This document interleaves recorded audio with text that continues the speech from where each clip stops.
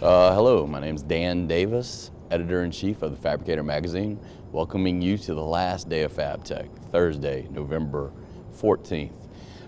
Today we have a keynote session, actually a panel discussion, Building Tomorrow's Workforce. Pretty important topic. They'll be discussing, quote-unquote, meeting the demands of an evolving digital economy and adapting to the trends and challenges of the global competition. What does that mean? Got to get these kids ready to work in a more advanced workplace. Highly recommend stopping by robotics booths, welding booths, and finding out what these folks are doing for the technical education systems in the U.S. Thanks a lot. Have a great day.